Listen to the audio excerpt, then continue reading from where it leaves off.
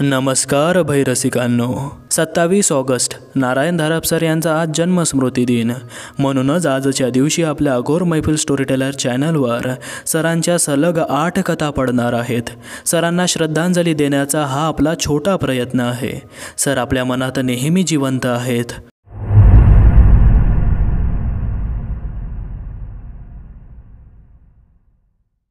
आमचं घर मोठं आहे. घरात खूप खोल्या आहेत, पण जामाज घराची खोली मला अजिबात आवडत नाही. खरं म्हणजे मला त्या खोलीत फार भीती वाटते. नाहीतर स्वयंपाकघर चांगलं आहे. तिथे आई असते. खिडक्यातून प्रकाश येत असतो. अंगणातल्या शेवग्यावर चिमण्या सारख्या चिवचिव करीत असतात. अंगणातली विहीरही खिडकीतनं दिसते. रहाटाचा कुर्रकुई आवाज सारखा येत असतो. मला रहाट फार आवडतो. त्याचा आवाज आवडतो. रहाटाच्या खांबाला घट्ट धरून विहिरीत पाहिलं की मग पाणी कितीही खोल असलं तरी भीती वाटत नाही. खोल खाली पाण्यात वरचं झाड दिसतं. आणखी पुढे वाकलं तर माझा चेहराही दिसतो. नाहीतर बाबांचा दिवाणखानाही आवडतो. तिथे उड्या मारायला गाद्या पसरलेल्या असतात. भिंती कशा गळगळीत आहेत. कितीही अंग घासलं तरी अंगाला रंग लागत नाही. चारी बाजूंना वरती मोठमोठी चित्र आहेत. देवांची आहेत, गांधींची, नेहरूंची, टिळकांची, सगळ्यांची आहेत. नाहीतर ओसरी आवडते.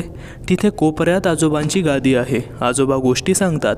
फार छान छान गोष्टी सांगतात. म्हणजे त्यांना खोकला येत नसला तर, आणि ते डोक्यावरून पांघरून घेऊन झोपले नसले तर. नाहीतर देवघर आवडतं. तिथे आजी असते. देवापुढे समई असते आणि देवांचे चेहरे कसे लकलकत असतात. फुलांचा, उदबत्तीचा छान छान वास सुटलेला असतो. आणि कधी कधी नैवेद्याच्या डब्यातली खडीसाखरही मिळते. नाहीतर बाहेरचं अंगण आवडतं. बकुळीचं झाड आहे, लिंबाचं झाड आहे, जाईचा वेल आहे, गुलाबाचं झाड आहे. रखमा रोज अंगण झाडते, सडा करते. कसं गुळगुळीत आहे.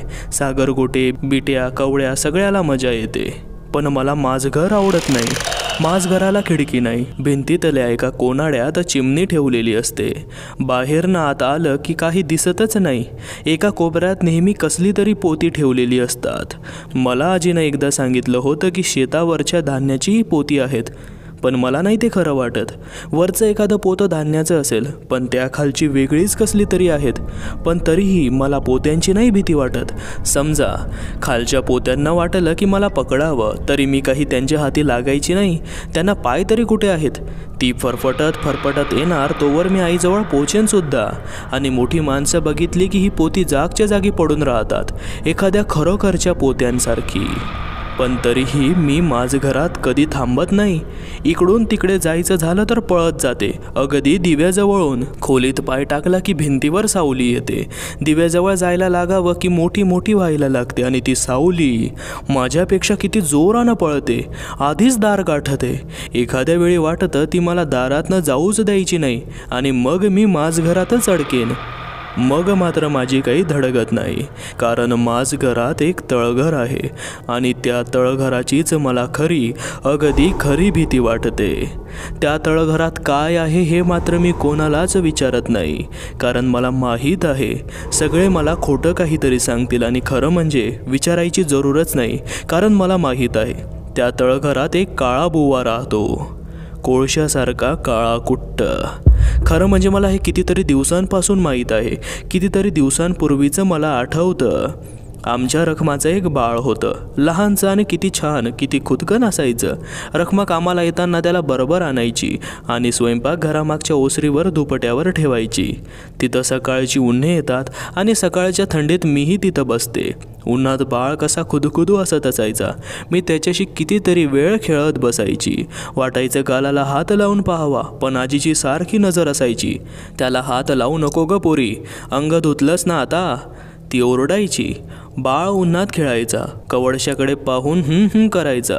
सारखा हातपाय हलवत असायचा. दमायचा म्हणून नाही. रखमा जवळ न गेली की पुन्हा आवाज करायचा. आता झालं हा राजा म्हणत ती तासच्या तास काम करत असायची. पण बाळ कधी रडायचं नाही. तर मग आजीचा कसला तरी नेमका नवस का काहीतरी निघाला. ओसरीवर रांगोळी काढली. पाठ मांडले, चौरंग मांडल्याने आमचे दीक्षित भटजी आणखी 2 जण सकाळचं काहीतरी म्हणायला बसले. रखमाच्या बाळाला तिथं जागाच नव्हती. आणि आई मग रखमाला हळूच म्हणाली, रखमे माझघरातल्या कोपऱ्यात निजव ग त्याला आजच्या दिवस. मी हे ऐकलं आणि मला त्याच वेळी भीती वाटली. आईचा हात ओढत ओढत मी म्हणाले, आई त्याला माझ घरात नको निजवूस, त्याला बाहेरच्या पडवीवर झोपू दे की. पण माझं कोणी ऐकलं नाही.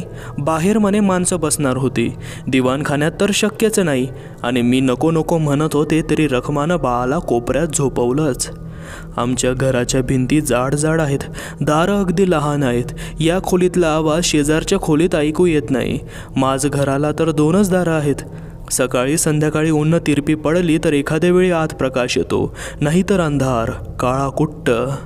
येणाऱ्या जाणाऱ्याचा पाय लागायला नको म्हणून रखमानं बाळाला दगडी भिंतीलगतच्या कोपऱ्यात निजवलं. वरती कोनाड्यात चिमणी लावली होती, पण बाळ सावलीतच होता. मी आईला म्हटलं सुद्धा की अगं दिवा खाली ठेव म्हणजे बाळ प्रकाशाकडे पाहिल, पण आईनं तेही ऐकलं नाही. तिला भीती वाटली असेल मीच दिव्याशी खेळण्याची. मी काय आता लहान आहे का? रखमा कामाला निघून गेली. बाकी सारी आपापल्या कामात होती. मीच तेवढी घरात मोकळी हिंडत होते. माझ घरातून माझ्या 10 तरी चक्रा झाल्या असतील. बाळ बहुतेक दाराकडे पाहत असावा, कारण त्याचा सारखा हू हू आवाज येत होता. अंधारातही तो हातपाय हलवीत असेल, कारण तोंडाचा आवाजही येत होता. मला सारखं वाटत होतं त्याच्याजवळ बसावं, पण खरं सांगू का, त्या खोलीची मला वाटत होती भीती. मी बाळाजवळ जाऊन आले, एकदा नाही चांगली 3-4दा. पण दिव्याजवळ जायला लागलं की मागे भिंतीवरची सावली मोठी मोठी व्हायची.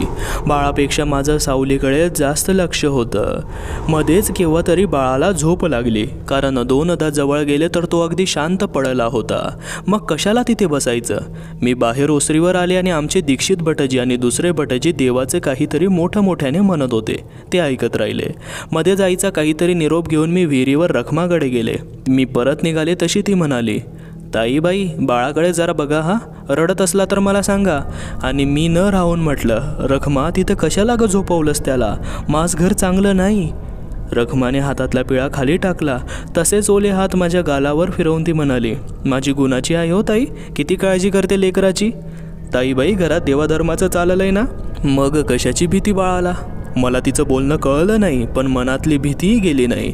आईला रखमाचा निरोप सांगून मी माझ घरात आले. बाळ अजून झोपला होता, पण मला काही राहावे ना. आई रागवेल हे माहीत असून सुद्धा मी पाय वर करून कानोळ्यातली चिमणी काढली आणि चिमणीच्या प्रकाशात पाहिलं. मला आधी वाटलं बाळाच्या तोंडावर कसली तरी सावली पडली आहे, कारण गळ्यावरचा भाग काळाच दिसत होता. पण मग त्यातून हे त्याचे डोळे लुकलुक करीत होते. पण 2च डोळे नाहीत, 2, 3, 4. पुढचं मला आठवत नाही. मला जाग आली तेव्हा मी बाबांच्या मांडीवर डोकं ठेवून झोपलेली होते. कशानं तरी पोरगी घाबरली. बाबा कोणाला तरी सांगत होते, बरं तर बरं दिवा विजला, नाहीतर आज केवढं अरिष्ट आलं असतं. आई म्हणत होती, पण बाळाचं काय झालं, त्याच्याकडे कोणीच पाहिलं नव्हतं का. आणि मग मला परत ती 5, 6, 7 डोळ्यांची काळी सावली आठवली आणि परत मी मोठ्यानं ओरडले. आई म्हणते की मी खूप दिवस आजारी होते, शिवाय मधून मधून अशी ओरडत उठायची. पण माझ्या प्रश्नाला कोणी उत्तरच देत नसे. रखमा दिसली असती तर तिलाच मी विचारलं असतं, पण रखमाही कितीतरी दिवस कामाला येत नव्हती. आणि मग आजीनेच मला सांगितलं की रखमाचं बाळ खूप आजारी आहे आणि तिला कामावर येता यायचं नाही. पण आजीनंही बाळाला कसला आजार झाला या प्रश्नाला उत्तर दिलंच नाही. या गोष्टीला आता खूप दिवस झाले आहेत. मी शाळेत जायला लागले आहे. रखमाई कामाला यायला लागली, पण तिचा मुलगा मात्र तिच्याबरोबर ती कधीही आणत नाही. तो खूप मोठ्या आजारातनं उठला. सरकारी दवाखान्यात होता. बाबांचे डॉक्टर चांगल्या ओळखीचे आहेत. त्यांनी खूप किमतीची औषधं दिली. रखमाची मोठी मुलगी ही माझ्याच शाळेत येते. ती तर सांगते की तिच्या भावाला डॉक्टरांनी रक्तही दिले म्हणून. त्याच्या कॉटशेजारी खूप मोठी बाटली उलटी टांगून ठेवली होती आणि थेंब थेंब रक्त खाली येत होतं. म्हणून म्हणते की आमचं माझं घर तेवढं चांगलं नाही. अजूनही मला एखाद्या वेळी रात्री स्वप्न पडतं आणि बाळ दिसतो. पण मी हे एकदाच आजीला सांगितलं होतं आणि ती माझ्यावर इतकी रागवली होती. तेव्हापासूनच मी ठरवलं आहे की कोणाला काही सांगायचं नाही. मात्र एकटीनं माझ घरात मात्र कधी जायचं नाही, निदान अंधारावेळी तरी नाहीच नाही. तसं पाहिलं तर आमच्या घरी कधी रागवी नसते. कोणी कोणावर रागवत नाही, ओरडत नाही. संध्याकाळी स्वयंपाकघरात आम्ही सगळे जमतो. बाबाही येतात, आजी असते, आजोबाही असतात. आजी म्हणजे माझ्या आईची आई आणि आजोबा म्हणजे बाबांचे वडील आहेत. बाबा ऑफिसमधल्या गमती सांगत, आजोबा त्यांच्या नोकरीतल्या जंगलातल्या आठवणी सांगत. आईचा स्वयंपाक चालू असतोच. मला कधी घर सोडून जावंसं वाटत नाही. त्या सकाळी पोस्टमननं बाबांना कसलं तरी पत्र आणून दिलं आणि वाचता वाचताच बाबा खूप रागवले. पत्र हातात घेऊन पाय आपटीत आपटीत स्वयंपाकघरात गेले. आईला आणि आजीला खूप बोलले असले पाहिजेत, कारण दुपारी आई नेहमीसारखी माझ्याशी बोलत नव्हती आणि आजींच्या डोळ्यांना सारखं पाणी येत होतं. मी आईला आणि आजीला खूप विचारून पाहिलं की काय झालं ग, पण तुला कळायचं नाही बाळ, या पलीकडे या दोघी मला काही सांगेनातच. काय कळायचं नाही हे सांगितल्याशिवाय कसं समजेल, पण मोठ्यांचं असंच आहे. रात्री बाबा स्वयंपाकघरात आलेच नाहीत. मला वाटतं त्या रात्री आईसुद्धा काही जेवली नाही. आजी देवापुढेच बसून राहिली होती. मी आधी खूप भुकेने पानावर बसले, पण मलाही काही जेवण नको असं वाटायला लागलं. कोणी बोलायला जमत नाही असं पाहिलं आणि मी आपली जाऊन निजले. पण झोप येईनाच. सारखं वाटत होतं की आज घरात काय झालं, मोठी माणसं अशी का करताहेत. आईचा चेहरा आठवायचा आणि मला आतनं अगदी दुखवल्यासारखं वाटायचं आणि मग राहावलंच नाही.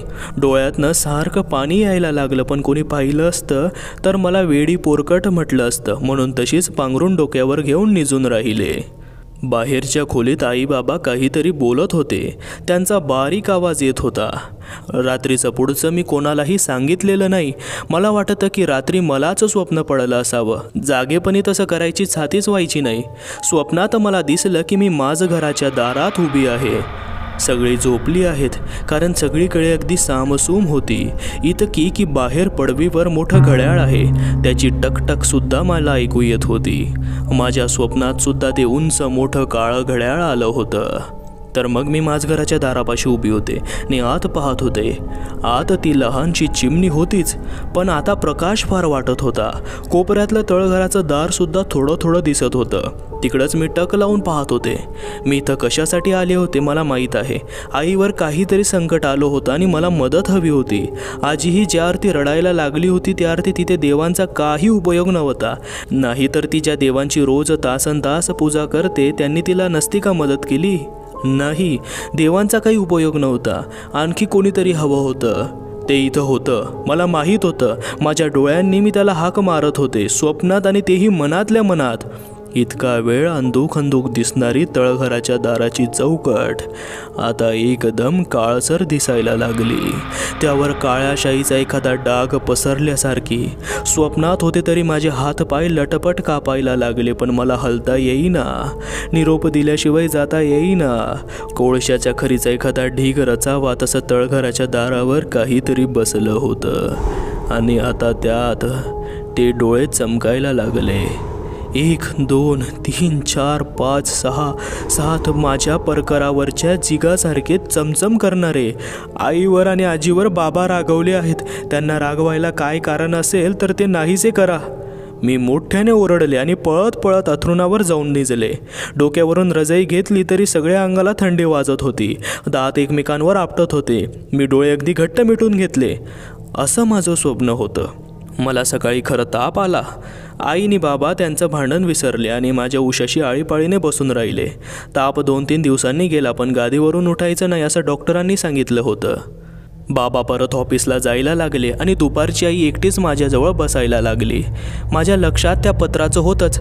शेवटी मला राहवलं नाही. मी आईला विचारलंच, आई, बाबा मध्ये का रागवले होते ग तुझ्यावर?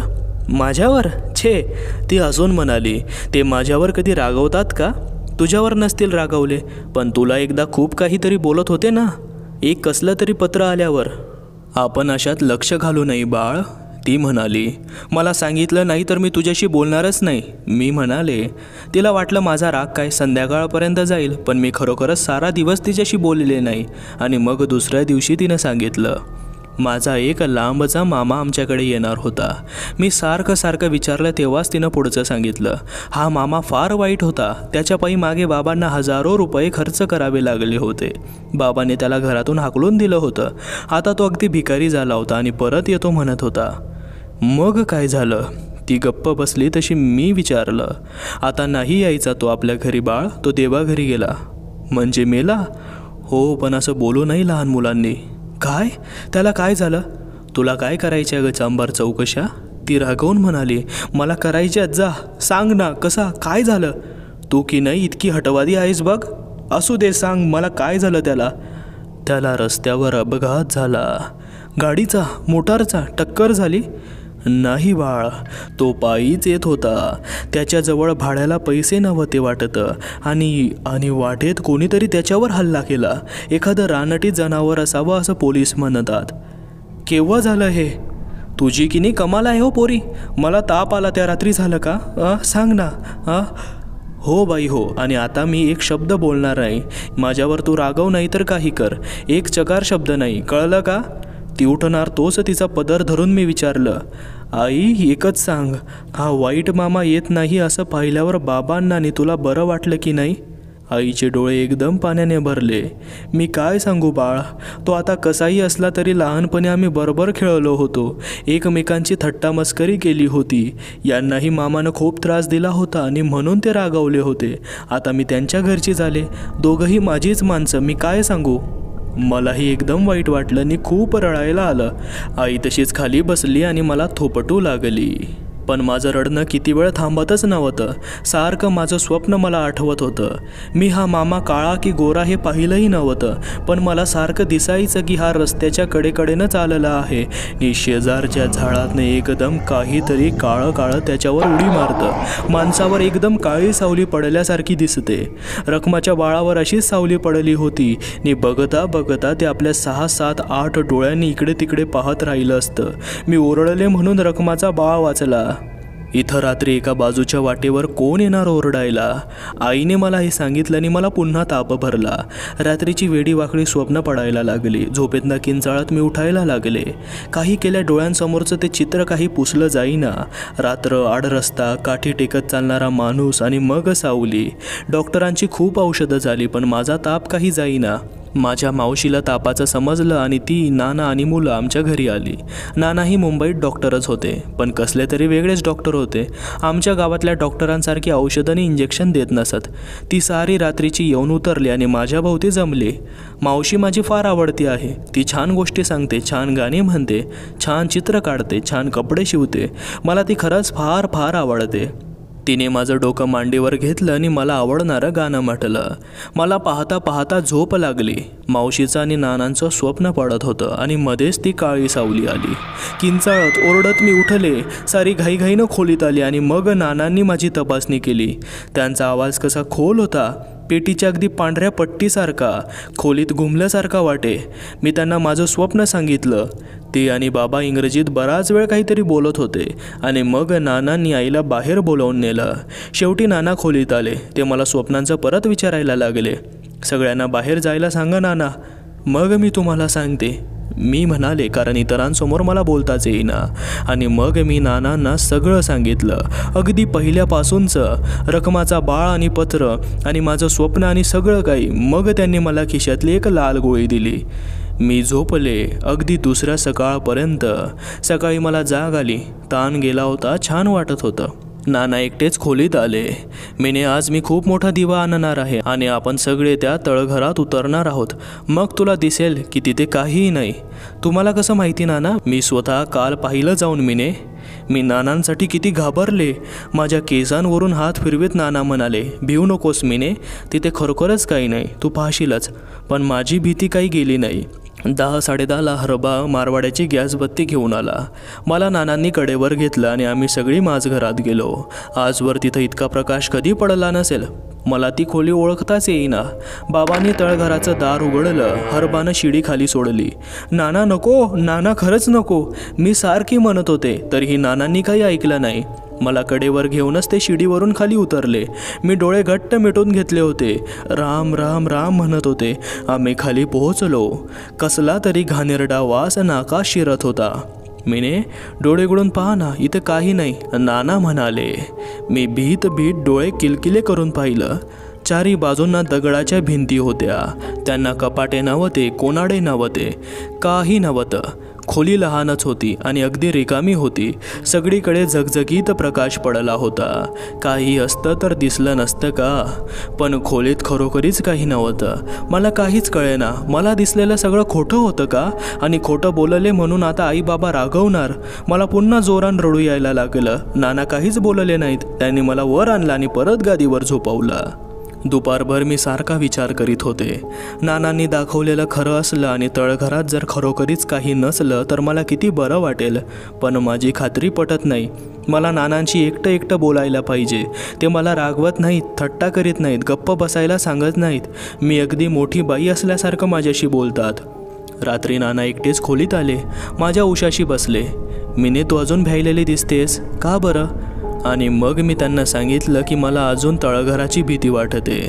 तिथे काहीतरी आहे. मी ते बोलवलं की बाहेर येतं. पण मिने, मी आज सकाळी तुला दाखवलं ना. नाना, मी त्यांचा हात धरून म्हणाले, मला एकदा त्याला बोलावू द्या.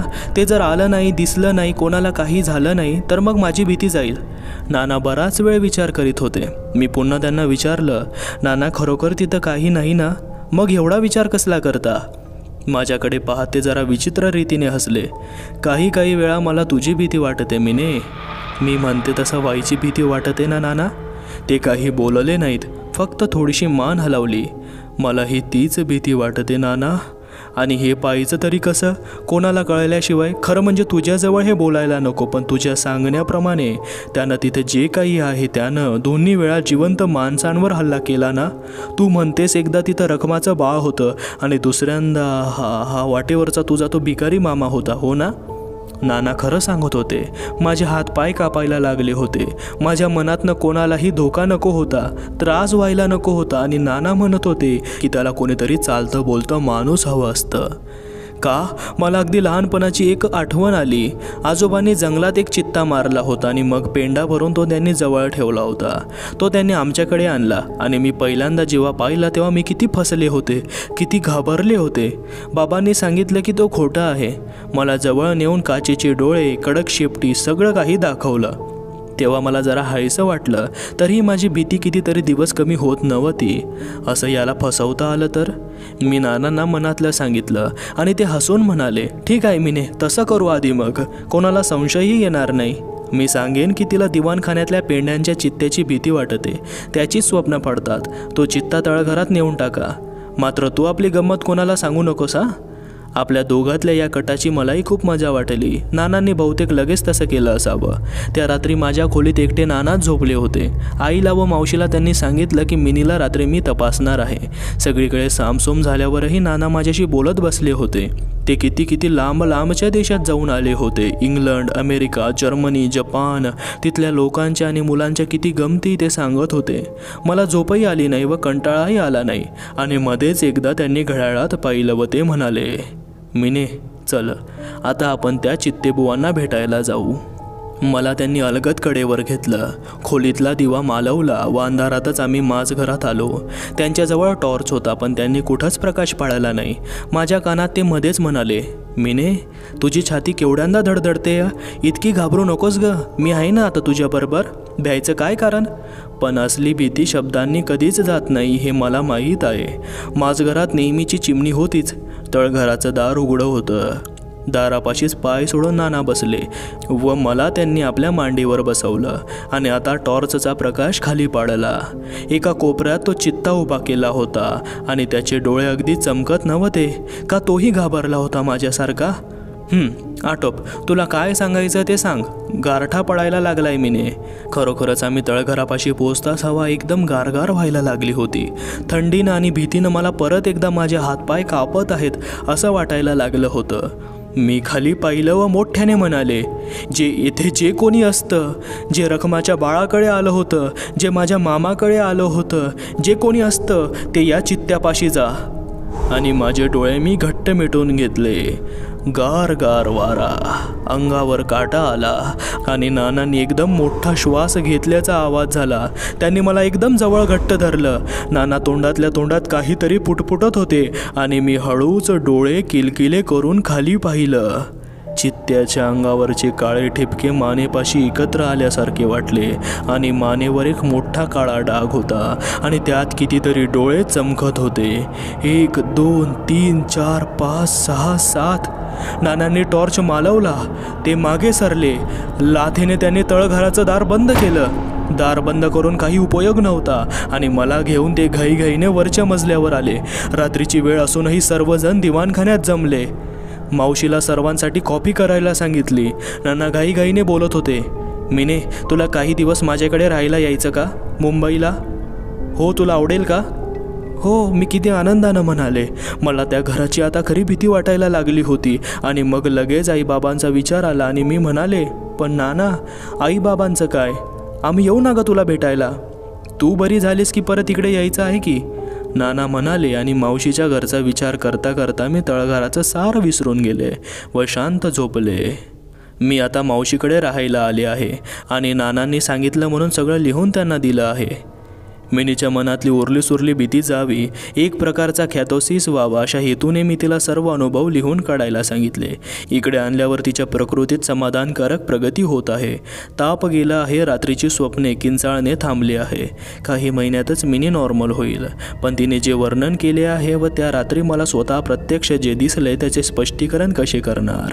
रखमीच्या मुलासंबंधी गावातल्या MO जवळ चौकशी केली. मुलाला सिव्हिअर ॲनिमिया झाला होता असं कळालं. मिनीच्या मामाच्या PMचे रिपोर्ट पाहिले. त्याच्या शरीरात रक्ताचा एक थेंब शिल्लक राहिला नव्हता. चोखलेल्या चोईटीसारखं ते कोरडं निसत्व झालं होतं. आणि तळघरात मला काय दिसलं होतं? पेंड्यांच्या चित्त्यावर बघता बघता पसरलेलं ते काळं काळं काय होतं? ते काहीतरी जिवंत होतं. त्यात अनेक डोळे तरंगत होते. आणि जरी हा नेहमीच्या अनुभवाबाहेरचा एखादा घातकी हिंस्र असा आविष्कार मानला तरीही छोट्या मिनीचा त्यात काय संबंध येतो?